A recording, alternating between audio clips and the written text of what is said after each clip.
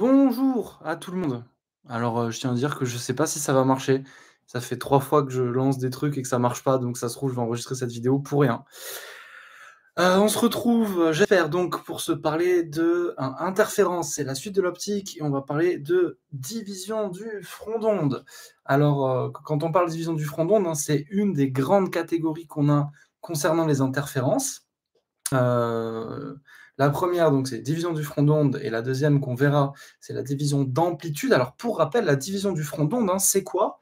C'est on prend une source qui émet des surfaces d'onde. Alors bon là, je les ai dessinées sphériques, mais c'est comme on veut, d'accord? Et ce qu'on fait, c'est qu'on prend des sources secondaires. Là, je les ai appelées S1 et S2. En gros, on prend 2 points différents d'une surface d'onde, pas forcément d'une même surface d'onde, hein, d'ailleurs, ça voilà, ça peut être qu'on prend ici. Et puis, ces 2 sources, qui sont quand même à 2 positions différentes, vont réémettre une onde et qui vont donc, réémettre dans une zone partagée, en un point qu'on va appeler M, par exemple. Et ça, c'est ce qu'on appelle la division du front d'onde, à la différence de la division d'amplitude qu'on verra plus tard. Un des exemples très simples et très utilisés et qui tombe très souvent en concours aussi, en ce qui concerne la division du front d'onde, c'est l'expérience des trous de Young. Alors qu'est-ce que c'est? L'idée, c'est on prend une source, ici S.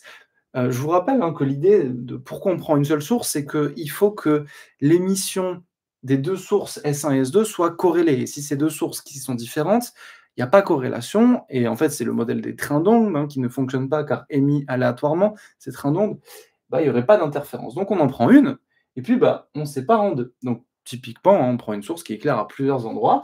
Par exemple, S ici, est-ce qu'on voit, si je mets comme ça, ouais, c'est bon, qui va éclairer un peu partout, mais notamment S1 et S2. Et S1 et S2, on se débrouille pour en faire des nouvelles sources secondaires. Alors, comment on fait pour quand même faire en sorte qu'ils puissent réémettre dans une zone où, enfin, comment faire pour qu'il y ait une zone où les deux peuvent émettre à l'intérieur? Parce qu'effectivement, si le trou est trop gros, ça va tout droit ici, ça se croise jamais.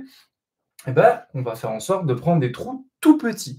Donc, aura lieu en S1, mais aussi en S2, un phénomène de diffraction. Et donc, on aura les 2 faisceaux comme ça. Alors, nous, dans notre modèle, on va les prendre infiniment fins. En fait, on n'a pas envie d'étudier la diffraction, donc on va les prendre infiniment fins, de sorte à ce que ça éclaire dans tout le demi-espace ici. Donc, le champ d'interférence, la zone en fait de recouvrement d'éclairage de S1 et S2, c'est tout le demi-plan, tout le demi-espace ici. Donc, je mets un écran quelque part, au hasard, à une distance D, assez grande, on verra après pourquoi. Et puis, bah, je regarde ce qui se passe. J'ai bien un rayon qui va venir de S2 qui va éclairer M, un rayon qui va venir de S1 qui va éclairer M, et ici, les deux se recouvrent, on a interférence en un point M. Cette expérience s'appelle l'expérience des trous de Young. On verra qu'il y a plein de variantes, mais on va commencer avec celle-là qu'on va essayer d'analyser. Si on cherche l'intensité lumineuse en M, rappelez-vous, au dernier chapitre, on a vu la formule de Fresnel. Pour 2 ondes cohérentes. Ici, c'est bien 2 ondes cohérentes, hein, puisque issues de la même source. Et l'intensité était donnée par cette formule 2I0 facteur de 1 plus cosinus de 2pi sur lambda fois la différence de marche. La différence de marche, hein, rappelez-vous, c'est le chemin optique d'un des rayons moins celui de l'autre rayon.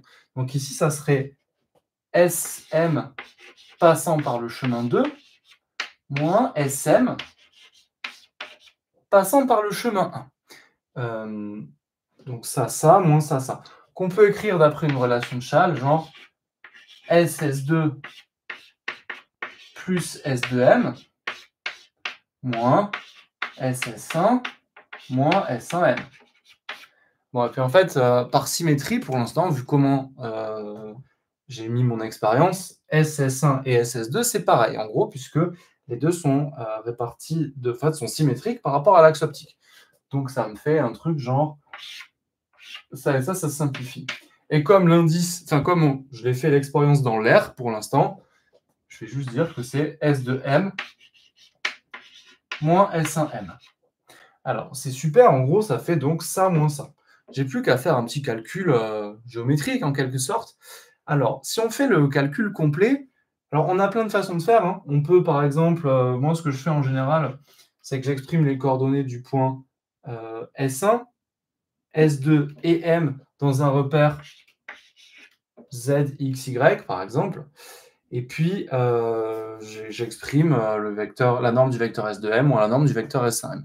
On peut aussi utiliser des triangles, hein, des triangles avec Pythagore, genre celui-là, avec un triangle rectangle ici, et puis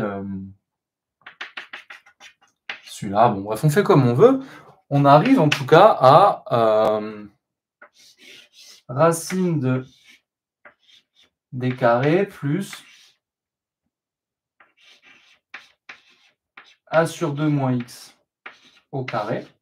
Alors, pardon, plus moins racine de d carré plus x moins a sur 2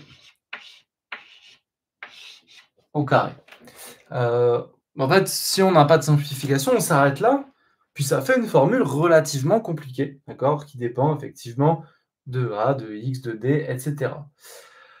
D'ailleurs, oui, bon. En réalité, en général, ce qu'on va dire, c'est que on va supposer que A est très inférieur à D. En gros, l'écart entre les trous, vous le verrez expérimentalement, c'est de l'ordre du millimètre, alors que la distance ici, ça peut être plusieurs dizaines de centimètres, parfois même 1 mètre, etc. Donc si on suppose ça, alors on peut faire un développement limité de cette racine carrée. Pour rappel,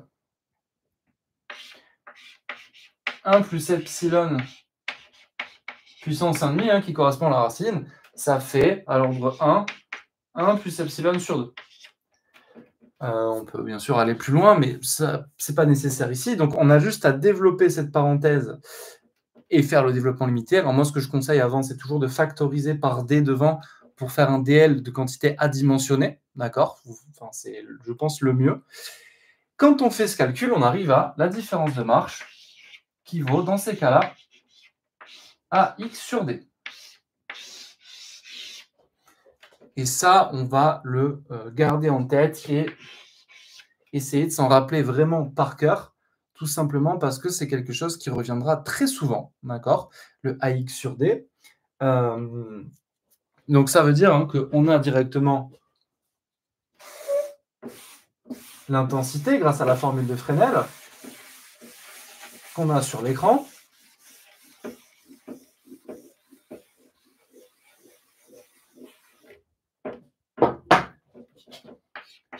En un point M, l'intensité vaut donc 2I0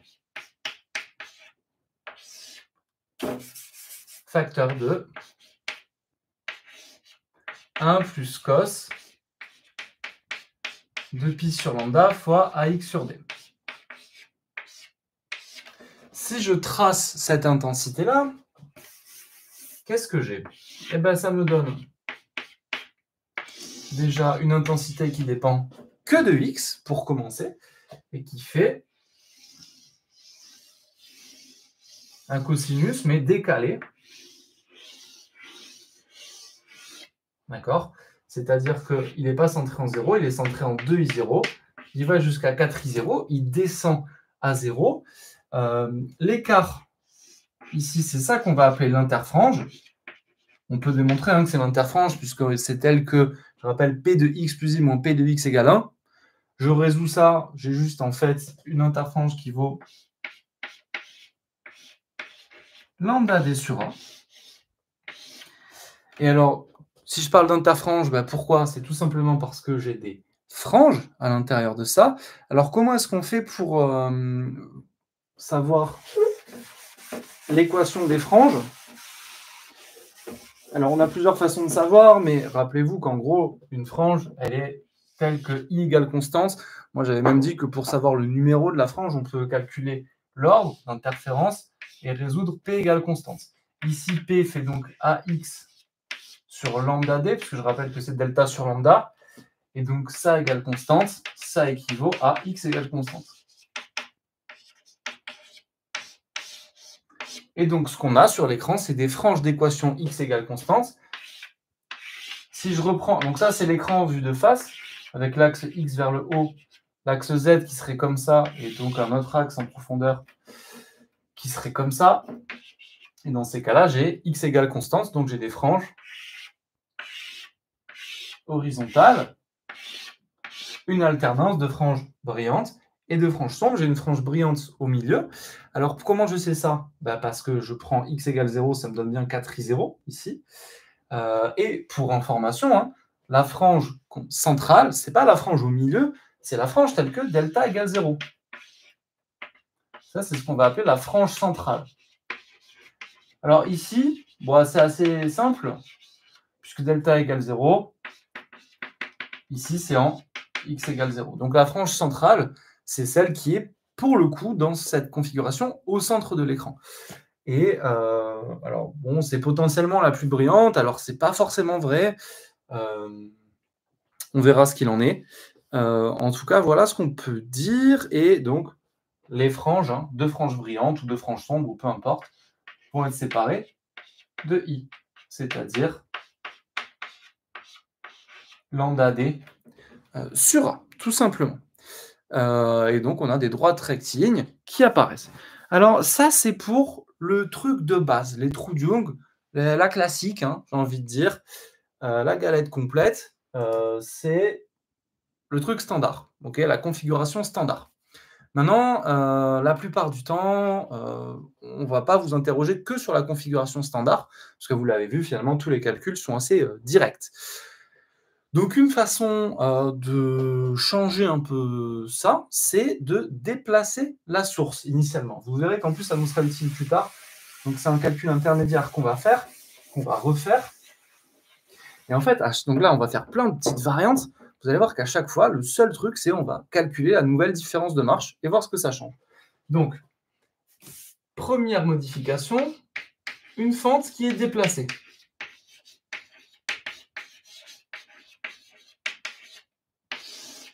Qu'est-ce qui se passe quand on a une fente déplacée? En fait, c'est très simple.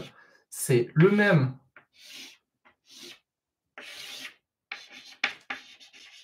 schéma, l'écran, qui a une distance d, des trous de Young qui sont là et là, sauf que, donc on a toujours petit x ici, sauf que la source, au lieu d'être au centre ici, elle est un peu décalée vers le haut.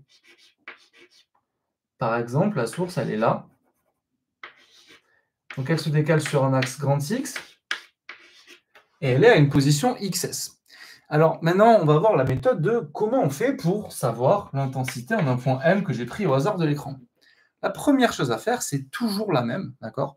Littéralement, c'est donc déjà faire un schéma. Schéma de par où passent les rayons lumineux. Et là, on n'a pas trop le choix. Il faut de toute façon éclairer les deux sources secondaires, et puis elles doivent se recouper en M.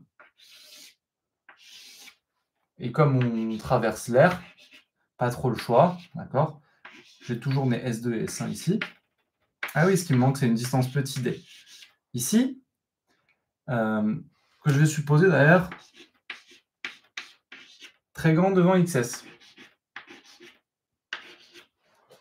Voilà. Bon, et bien, calculons la différence de marche. Delta, donc la différence de marche, on l'a dit, c'est celle qui passe par en dessous moins celle qui passe par au-dessus. Alors, pour info, vu que la différence de marche intervient dans un cosinus, on peut aussi dire que c'est celle du dessus moins celle du dessous, ça change strictement rien, qu'on soit bien d'accord. Bon, là, je vais continuer à faire celle du dessous moins celle du dessus, parce que ça me donne un résultat positif, a priori. Toujours mieux de ne pas se trimballer des signes moins qui s'en vont dans les cosinus. Au moins, vous savez d'où ça vient. Et donc, là, pareil, hein, que tout à l'heure, ça fait SS2 moins S2M, plus SS1 moins S1M. Et donc, en fait, je peux aussi dire que c'est SS2 moins SS1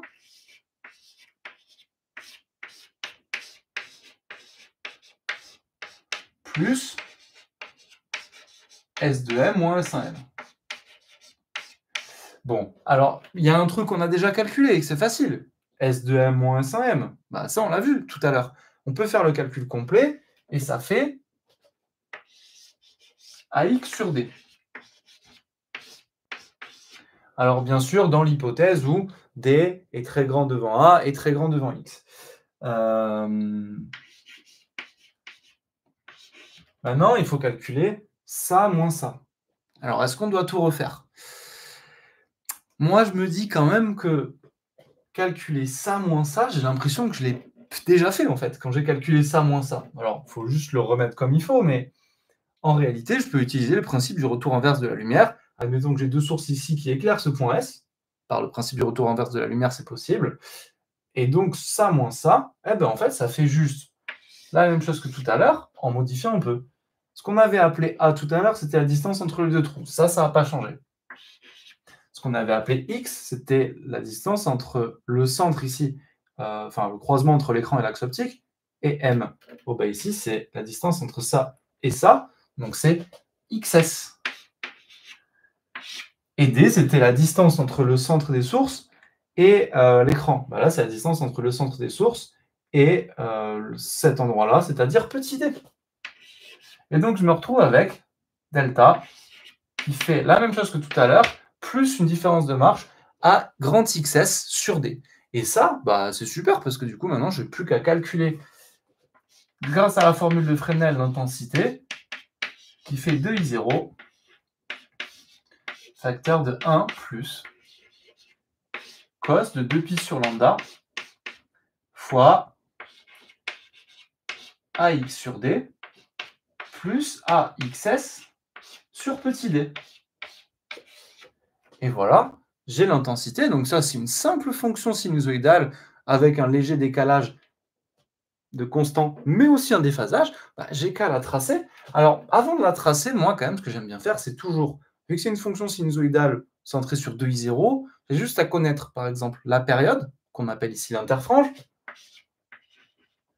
et le centre, en gros, le déphasage. Donc, bah, c'est simple. Hein. Ici, je fais pareil que tout à l'heure. Pour calculer l'interfrange, je calcule P de x plus I moins P de x, tel que ça fasse 1. Je rappelle que c'est delta sur lambda. En fait, la partie liée à la source va se simplifier. Et il va me rester I égale lambda D sur 1. Ok, donc en fait, je vais avoir la même interfrange que tout à l'heure. Donc en fait, ça va juste décaler ma figure d'interférence. Et pour savoir où est la frange centrale, je résous delta égale 0. Et ça veut dire que AX sur D plus AXS sur petit d égale 0. Et ça fait donc en fait x0 égale moins grand D sur petit d fois XS. Alors en fait, hein, je peux anticiper ce résultat, quand on a un peu l'habitude, en regardant l'image géométrique, en quelque sorte, de la source par rapport à ce système-là. C'est-à-dire que si je fais l'image via ça, via ce rayon fictif, hein, parce qu'il ne traverse pas en eau, mais en fait, le théorème de Thalès me donne la même chose. Donc le x0 ici est tel que c'est le symétrique de S par rapport, alors pas vraiment le symétrique, parce que grand D et petit d ne sont pas les mêmes, mais c'est comme si je traçais le rayon SO et coupe l'écran en x0, tout simplement. Bon, bah, du coup, je peux tracer ma figure d'interférence. Alors, je vais le faire rapidement, mais en fait, elle n'a pas beaucoup changé. C'est juste que tout à l'heure, j'avais ma frange centrale qui était là. Maintenant, elle est ici, en moins grand D sur petit d XS. Et j'ai la même figure d'interférence que tout à l'heure, qui varie entre 0 et 4I0 d'intensité. Décaler la source a juste décalé ma figure d'interférence. Bon, c'est super. J'ai pas beaucoup parlé de la source, mais bien sûr, hein, comme on a appliqué la formule de Fresnel, on a supposé qu'elle était monochromatique pour l'instant. J'y reviendrai plus tard. Alors, maintenant, ce qu'on aime bien faire aussi, ce qu'on aime bien faire, c'est pas vraiment qu'on aime bien faire, mais en optique, quand on fait des expériences, on aime bien avoir des rayons qui viennent ou qui partent à l'infini. Par exemple, si je regarde avec mes yeux ce qui sort des trous de Young, j'ai intérêt à ce que ce soit des rayons qui sortent de l'infini, puisque mes yeux vont pouvoir accommoder des rayons qui viennent de l'infini. Pareil, si on fait une observation d'une source très très très lointaine, on veut qu'ils viennent de l'infini. Donc pour, entre guillemets, simuler ça, ou pour être sûr que ce qui se passe au niveau des trous de Young vient de l'infini et part à l'infini, il y a un montage qui existe, qui en réalité peut un peu changer les choses, en tout cas qui fait qu'on a peut-être un meilleur contrôle sur ce qu'on fait, c'est le montage qui s'appelle le montage de Fraunhofer. Alors, pourquoi je vous en parle? Bon, c'est surtout que quand on va faire des exercices d'optique, les rayons qui viennent de l'infini, c'est quelque chose d'assez fréquent. Et donc, on va vous demander de faire des calculs de différence de marche pour des rayons qui viennent de l'infini ou qui repartent à l'infini. Donc, qu'est-ce que ça veut dire? Ici, j'ai mes trous de Young. Bon, ben, je veux avoir des rayons qui viennent de l'infini. Bon, ben, j'ai qu'une chose. Alors, attention, l'infini, ça ne veut pas dire forcément tous les rayons sont parallèles à l'axe optique. Ça veut juste dire tous les rayons sont parallèles entre eux. Pour avoir des rayons tous parallèles entre eux, il faut que je prenne une source dans le plan focal objet d'une lentille. Donc, si je prends une lentille L1 ici, je prends la distance F1' ici. Si je place une source en XS ici, normalement, ça va fonctionner. On verra après parce que je veux faire le tracé de rayon avec vous. Maintenant, voilà, si moi, je veux regarder ce qui se passe sur un écran, bon, ben en fait, je vais devoir placer une lentille L2 et l'écran dans le plan focal image de la lentille. Et je vais regarder ce qui se passe en un point M quelconque, ici. Alors maintenant, comme tout à l'heure, on va essayer de calculer la différence de marche et on va essayer d'abord, pour faire ça, de tracer les rayons, tout simplement. Bon, on peut utiliser plusieurs choses, le principe du retour inverse de la lumière, ou que sais-je. Ce qui est sûr, c'est que ici, si je prends ma source, elle va émettre partout. Mais il y aura un rayon non dévié. On peut commencer par celui-là. C'est celui-là. Alors certes, il ne passe pas par le trou, mais tous les rayons qui ressortent de la lentille ressortent parallèles puisque la source est dans le plan focal objet. Donc, bah, c'est simple, hein, j'ai qu'à faire les rayons parallèles à celui-là qui passe par les trous. Donc c'est simple, je fais ça et je trace la parallèle. C'est pas du tout parallèle, je suis fatigué. Voilà, c'est ça. Et puis là, j'ai pareil, hein, ici. Voilà, tous ces rayons sont parallèles entre eux. Bon, bah du coup, hop, on a le rayon de base et le rayon de base. Maintenant, les rayons ils doivent se croiser en M. Donc là, je ne les fais pas ressortir n'importe comment. En M, c'est pareil. Un rayon qui arriverait comme ça, alors je le fais en pointillé parce qu'il n'y a aucun rayon qui est vraiment là, c'est un rayon virtuel, mais tous les rayons qui arriveraient parallèles à celui-là se couperaient en M. Bon, qu'à cela ne tienne, je vais faire celui-là et celui-là qui sont parallèles à celui-là. Bon, ben, ils se coupent en M, c'est super. Voilà comment on trace cette figure. Et maintenant, on va chercher la différence de marche. Donc, on doit faire SS de M moins SS1M.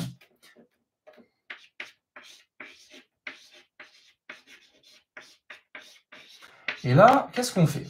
Est-ce qu'on fait comme tout à l'heure? Non, non, non. Wow. Non, on ne fait pas comme tout à l'heure. Pourquoi? Parce qu'on a des lentilles. Et je vous rappelle, quand on a des lentilles, les rayons passent dans des indices différents qui ne sont pas représentés géométriquement. Donc, on ne peut pas utiliser simplement la géométrie. Donc, qu'est-ce qu'on va faire? En fait, c'est assez simple. On a une astuce dans ces cas-là, c'est qu'on utilise le théorème de Malus. Alors, qu'est-ce que c'est le théorème de Malus? Je vous rappelle que si je prends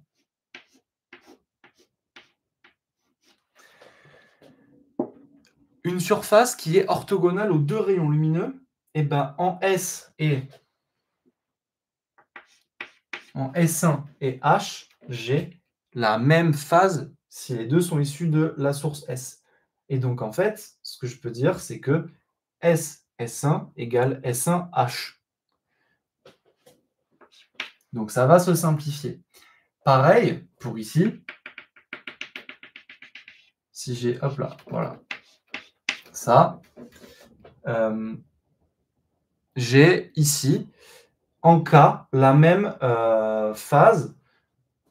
En gros, non, pardon, j'ai la même différence de marche entre, le même chemin optique entre S1 et M qu'entre K et M d'après le théorème de Malus. Donc finalement, Ici, j'ai la même chose. Je rajoute ce truc-là, puis ce truc-là, puis j'ai la même chose d'après malus. Donc finalement, la différence de marge devient juste HS2 plus S2K. Et là, il ne nous reste plus qu'à calculer ces trucs-là. Bon, maintenant, c'est relativement simple. On va utiliser les angles pour faire ça. Pourquoi? Parce que, plusieurs façons de faire, mais par exemple, l'angle entre l'horizontale et celui-là, que je vais appeler θS. Ici, là, cet angle-là, qui est tout petit, je vous l'accorde, se retrouve ici. Parce que ici, par exemple, j'ai pi sur 2. Donc ici, j'ai pi sur 2 moins θS. Donc, enfin, pareil ici. Donc j'ai pi sur 2 moins θS, pi sur 2. Et au total, ça fait pi. Donc j'ai bien θS ici. Donc en fait, j'ai θS ici. Et donc, dans le triangle S1, HS2, je montre assez facilement que HS2, ça fait juste A sinus θS. Je n'ai pas orienté l'angle. Pareil ici, S1K, si j'ai l'angle de sortie ici, θ, je retrouve le même θ ici. Et donc, j'ai S2K qui fait A sinus θ. Alors oui, pardon, c'est vrai que je n'ai pas orienté. θS, en fait, est négatif ici. Donc finalement, oui, bon, pardon, en fait, du coup, j'ai moins A sin θS parce que θS est négatif. Je me retrouve avec delta qui fait A sinus θ moins A sinus θS. Alors, je pourrais l'écrire tel quel. Maintenant, ce qui m'embête un petit peu, c'est que moi, ce qui m'intéresse, c'est ce que je vois sur l'écran, en X ici, et où je mets ma source en XS. Donc, en fait, il faut juste trouver θ et θS en fonction de X et XS. Ça, c'est assez facile, puisque les angles, ils apparaissent aussi ici. Et dans ces cas-là, j'ai juste tangente θ qui fait X sur F2'. Donc, finalement, avec l'approximation des petits angles, θ, ça fait sin θ aussi, ça fait X sur F2'. θS, ça fait, alors j'ai la même chose ici, θS étant négatif, ça me fait moins XS sur F1', et je me retrouve finalement avec delta qui fait A X sur F2' plus A XS sur F1'. Et j'ai la formule relative au montage de Fraunhofer. Vous avez maintenant la technique pour calculer les différences de marge quand on a des rayons qui viennent et qui vont à l'infini. C'est la même formule que tout à l'heure en remplaçant grand D par F1' et petit d par F2'. Donc, j'y reviens pas. C'est juste que maintenant, on a des lentilles qui nous permettent d'avoir un peu mieux l'image qu'on souhaite. Et ici, on a en plus des interférences à l'infini. Okay. Donc, si on a des sources qui viennent vraiment très loin, même sans lentilles, je veux dire, on retrouve évidemment la même chose. Voilà, donc ça, c'est pour le montage de Fraunhofer. Alors, maintenant, on va travailler un peu sur la source, dans le sens où, là, on a pris une source ponctuelle, donc un seul point qui émet, et monochromatique. En réalité, c'est rarement ça. Hein, si je prends... Oui, bon, je n'ai pas de laser sous la main, mais je ne suis pas dans ma salle de TP. Mais si on prend des sources réelles, elles ont une certaine largeur, et en plus, elles ne sont pas forcément monochromatiques. La première chose qu'on va voir, c'est qu'est-ce qui se passe quand on a une source qui n'est pas ponctuelle. Et donc, c'est ce qu'on va appeler une source spatialement étendue. Vous voyez, on continue à changer un peu l'exemple des trous d'onde.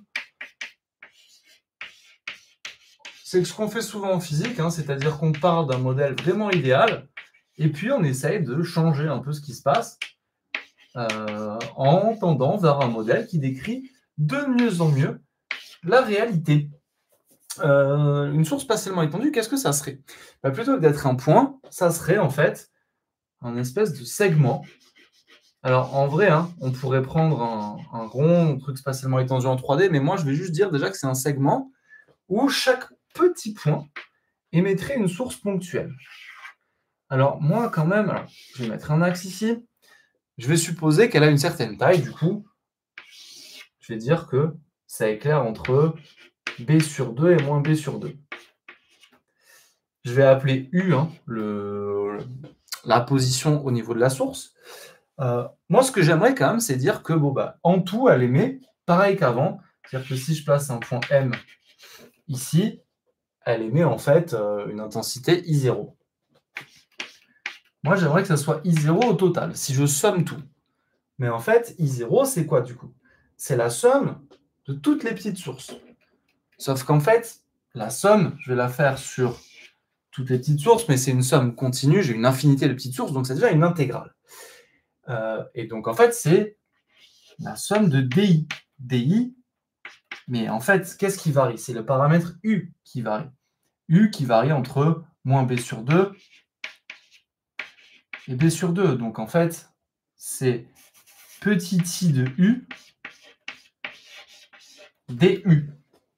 Et donc finalement, je me retrouve avec une fonction petit i qui est la densité linéique, enfin, ou la densité, oui, la densité linéique de l'intensité lumineuse, justement, qu'on pourrait aussi appeler intensité linéique, hein, dans le sens où un petit bout, donc si j'ai ma source ici, entre U et U plus DU, j'émets I de U du. Logique, hein, puisque c'est proportionnel à la taille de la source, dans ces cas-là. Et si on suppose que ça, c'est uniforme, à savoir que tous les points de la source émettent à peu près pareil, ce qui est souvent le cas, hein, c'est rare quand on se déplace par exemple sur un néon, de voir que l'intensité elle est plus forte à gauche qu'à droite. Donc c'est souvent vrai. Donc si ça vaut ce que j'appelle I0, ça fait petit I0 fois B.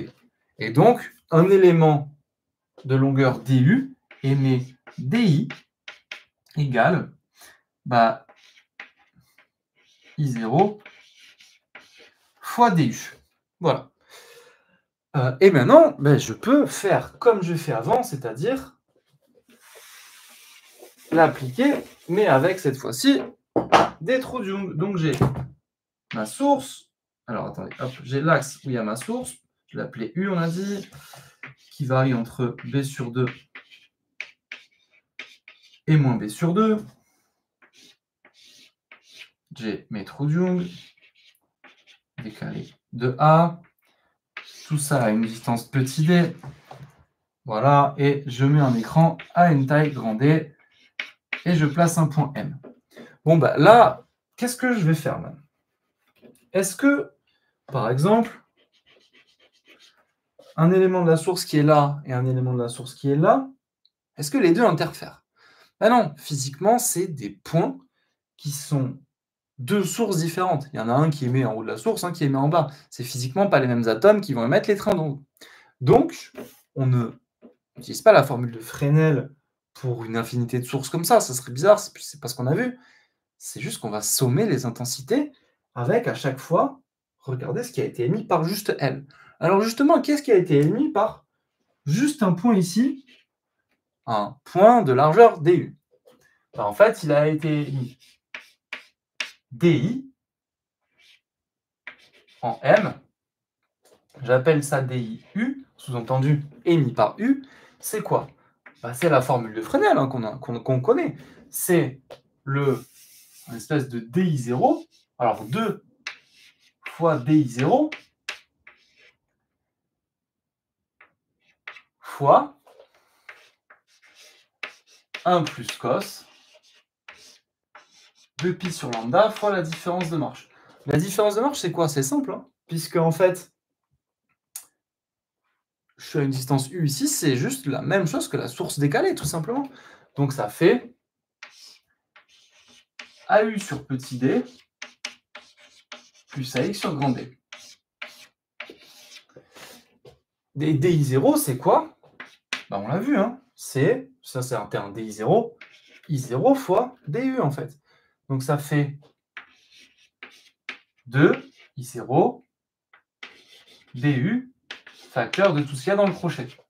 Bon, et ben maintenant, j'ai tous les éléments de la source, je consomme toute leur contribution en n. L'intensité en m, ça devient donc l'intégrale entre moins b sur 2 et b sur 2 de d I0, facteur de 1 plus cos de 2pi sur lambda fois AU sur petit d plus AX sur grand D fois DU. Et j'ai juste un petit calcul d'intégrale à faire, pas très compliqué. Alors, en réalité, hein, je vais pas faire le calcul parce que c'est un peu long. Je vais le faire de tête, mais je vais pas tout vous montrer. Je vais juste donner les étapes. Déjà, vous pouvez séparer l'intégrale en deux. Ça fait donc 2i0 du qu'on intègre entre b sur 2 et d sur 2. Et ça fait donc 2bi0. Donc ça commence avec un 2bi0, c'est-à-dire... Ah oui, c'est ça. C'est-à-dire 2bi0, c'est-à-dire 2 grand I0. Et ensuite, on a la même chose. Et ici, il faut intégrer un cosinus sous forme de cosinus, en gros, oméga u plus phi. Ça fait donc apparaître un 1 sur oméga fois sinus entre b sur 2 et moins b sur 2. Et on se retrouve avec finalement du cos b sur 2 moins cos de... cos de sin de 2pi sur lambda fois AB sur 2D plus AX sur D, moins la même chose avec sinus. Et donc, on a en fait du sinus A plus B moins sinus A moins B, qu'on voit apparaître comme formule trigo. On la met sous forme d'un produit, d'accord? Donc ça, c'est juste des formules trigo, sin A plus B moins sin A moins B. Et on se retrouve avec, à la fin,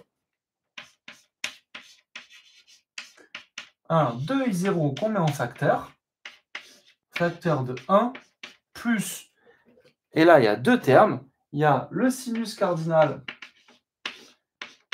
de pi AB sur lambda petit d fois le cosinus de pi sur lambda fois AX sur d. Et là, vous allez me dire, mais c'est quoi le sinus cardinal? Le sinus cardinal de n'importe quoi, c'est une fonction, alors je vais l'appeler V, c'est sinus de V sur V. Si je trace cette fonction, en fonction de V, voilà, peu importe,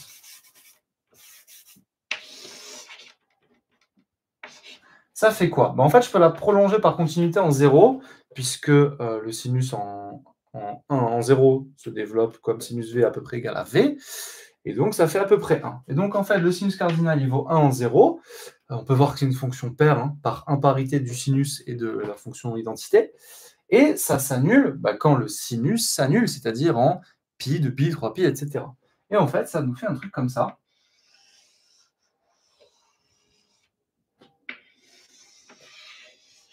C'est-à-dire que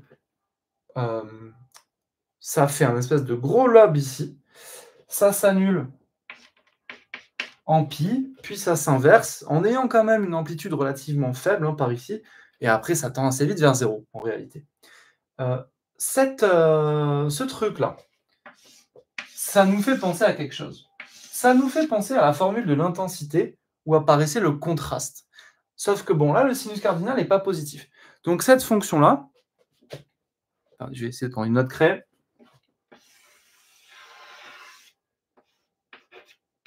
On l'appelle parfois gamma, c'est ce qui s'appelle la visibilité, et qui est telle que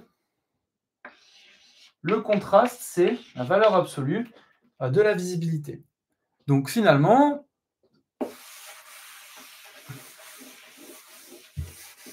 si j'essaye de regarder l'intensité, je vous rappelle que plus le contraste est faible, plus l'intensité oscille entre une valeur max et une valeur min qui sont proches.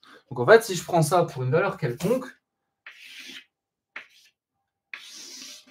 je vais avoir un truc du genre, alors ça va aller au maximum en 2i0 facteur de 1 plus sinus cardinal de pi AB sur lambda d, et au minimum 2i0 facteur de 1 moins sinus cardinal de pi AB sur lambda d.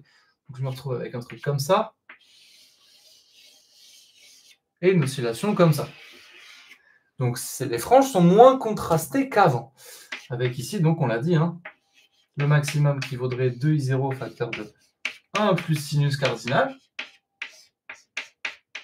de pi AB sur lambda D. Et ici, 2i0 facteur de 1 moins sinus cardinal. Et on voit que plus le sinus cardinal, enfin plus pi AB sur lambda D est grand, plus je me retrouve à osciller entre 2i0 et 1 plus un petit truc, et 2i0 et 1 moins un petit truc. Donc finalement, on aurait presque un écran uniformément et moyennement éclairé quand tout ça tend vers 0. En gros, c'est quoi la limite? On l'a dit, c'est à peu près pi. Donc en fait, si on veut avoir des franges qu'on appellerait contrastées, il faut avoir pi AB sur lambda D inférieur à pi. C'est-à-dire B sur D inférieur à lambda sur 1. En gros, on a une espèce de... Donc B sur D, hein, c'est à peu près la taille angulaire de la source, je rappelle, puisque tangente de l'angle sous laquelle on voit la source, c'est l'opposé B sur la distance à laquelle on la voit. Et finalement, il y a une espèce d'angle limite sous laquelle on voit la source, qui doit être inférieur à lambda sur 1, sinon il est impossible de voir des interférences. D'ailleurs, quand on a pile B sur D égale lambda sur 1, ça veut dire que on est ici, le sinus cardinal vaut exactement 0, et donc au final, on oscille entre 2i0 et 2i0. Donc l'écran est uniformément éclairé. On parle de brouillage. Si à égalité, c'est ce qu'on appelle le brouillage.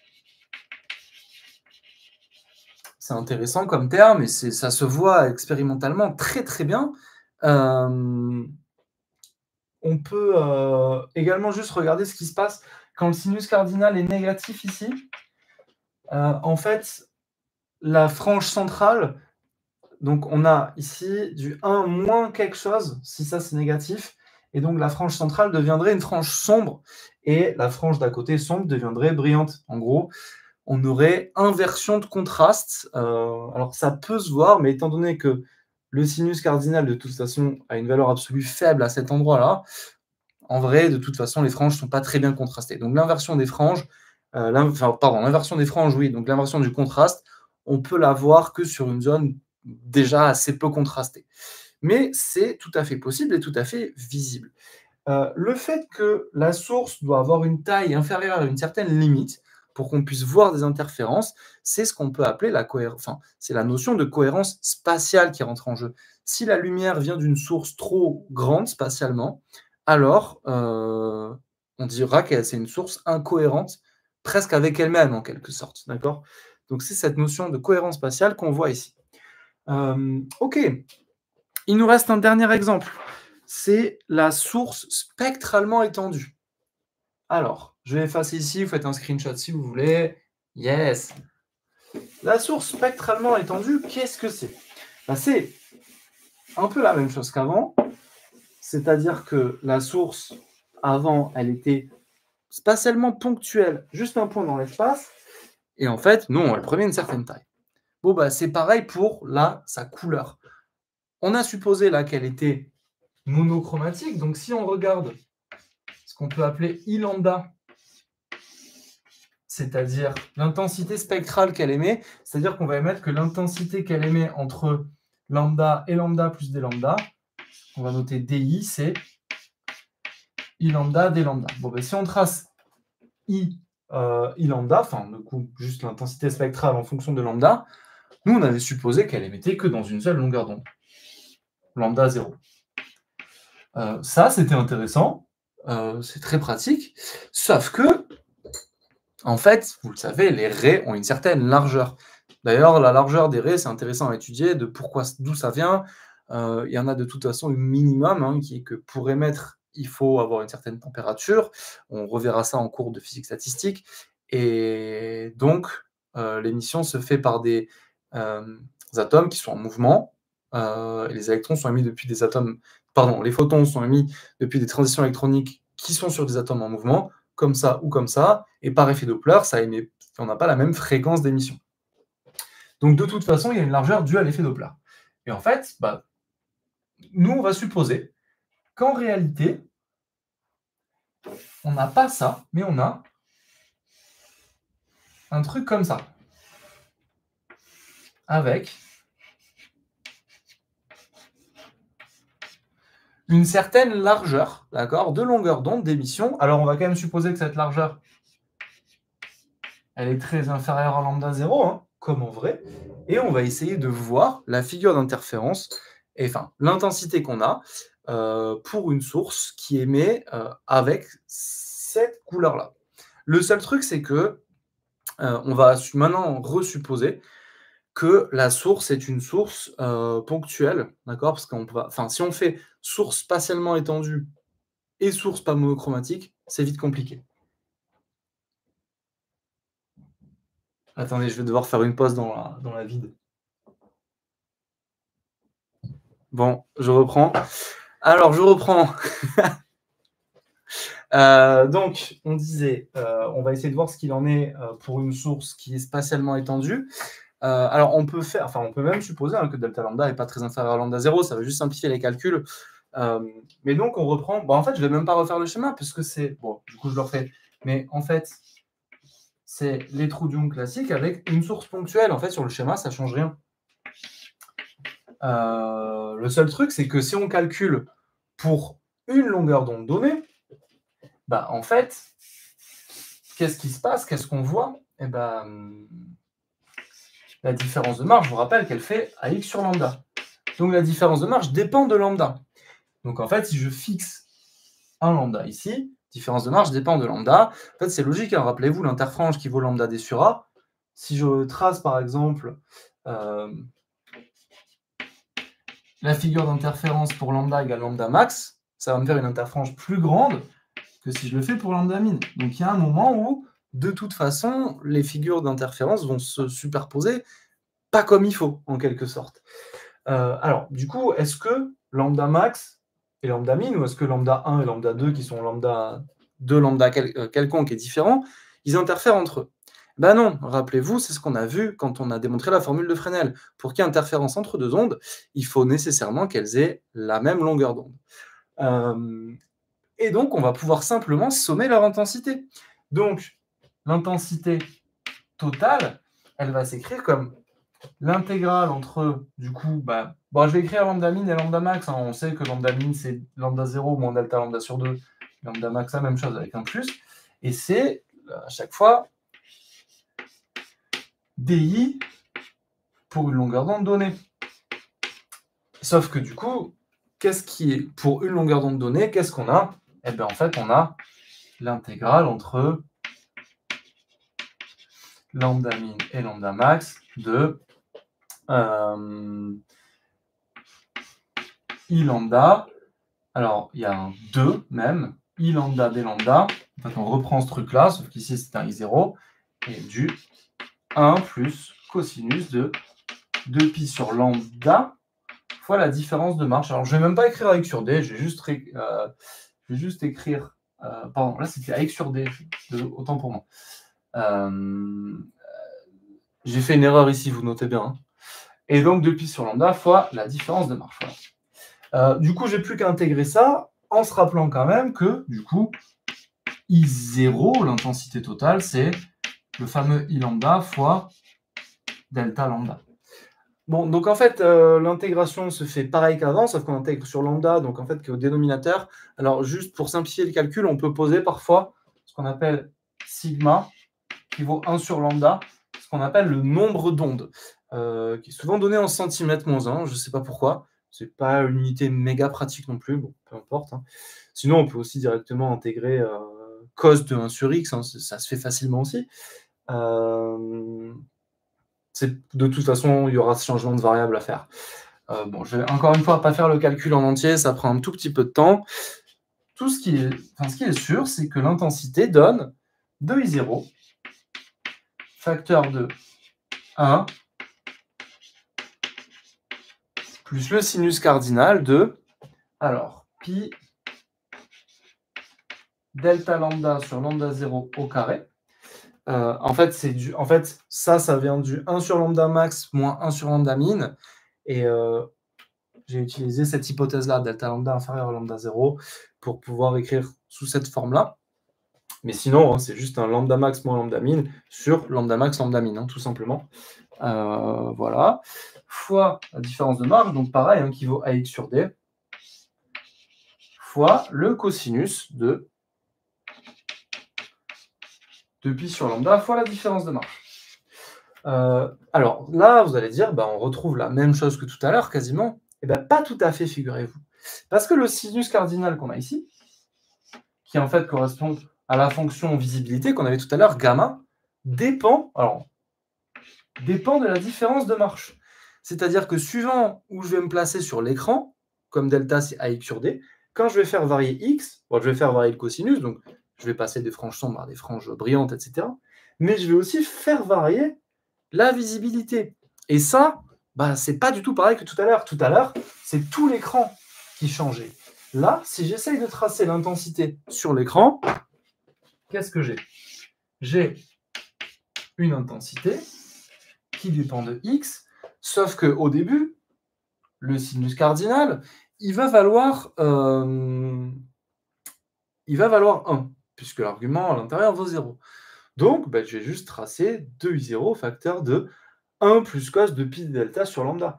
Puisque là, le sinus cardinal, vous voyez, il a une espèce de pulsation, alors c'est plutôt une pulsation spatiale en quelque sorte, mais qui est beaucoup plus petite que celle du cosinus. Donc, pas de problème, je vais avoir pas mal d'oscillations du cosinus entre la classique 4i0 et 0, pareil sur l'autre, sauf qu'à bout d'un moment, comme x augmente, le sinus cardinal, lui, il diminue.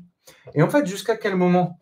Jusqu'à ce que l'argument à l'intérieur vaille pi, c'est-à-dire pi delta lambda sur lambda 0 carré fois la différence de marche égale pi.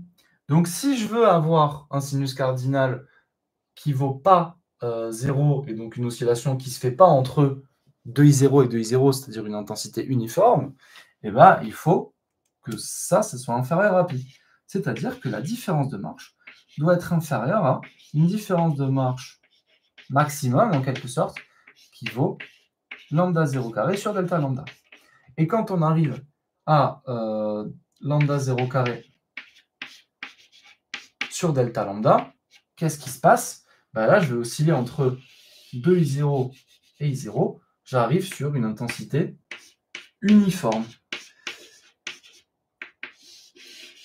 C'est-à-dire que je vais voir des franges au centre de ma figure, puis après, une intensité uniforme de i0. Alors après, bien sûr, on va continuer à avoir des oscillations, mais rappelez-vous, le sinus cardinal est tend vite vers 0. Donc là, après, je vais osciller encore un petit peu, et puis après, ça ne va plus osciller beaucoup. Voilà.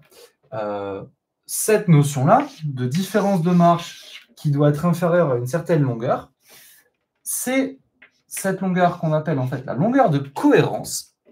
En fait, c'est aussi C fois ce qu'on appelle le temps de cohérence. Et le temps de cohérence, c'est à peu près le temps, la durée d'un train d'onde d'émission. Alors bon, là, ça va un petit peu plus loin que ce qu'on avait déjà vu.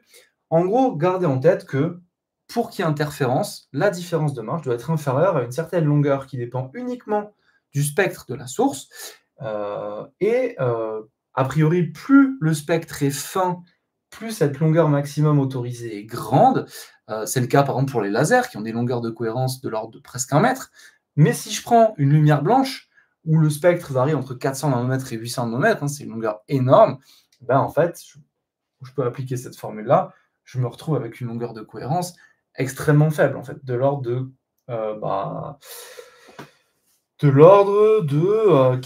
moins d'un micromètre parfois. Donc, si je veux voir des interférences en lumière blanche, il faut que ma différence de marche soit plus petite qu'1 micromètre. Donc, évidemment, c'est très compliqué.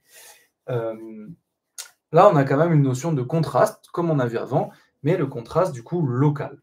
Et cette différence de marche qui doit être inférieure à la longueur de cohérence, en fait, c'est relatif à la notion de ce qu'on appelle la cohérence temporelle, d'accord? En gros, à différence de marche fixée, plus la source est spectralement fine, et mieux c'est, et plus c'est pratique pour voir des interférences. Voilà, bah, je vous laisse là-dessus. On parlera des réseaux, une autre fois. Hem, voilà quoi, pas grand-chose de plus à rajouter. N'hésitez pas à mettre, des commentaires si vous avez pas compris et on se retrouve, j'espère à bientôt pour pouvoir, parler, pourquoi pas, Michelson et compagnie. Voilà, voilà. Au revoir.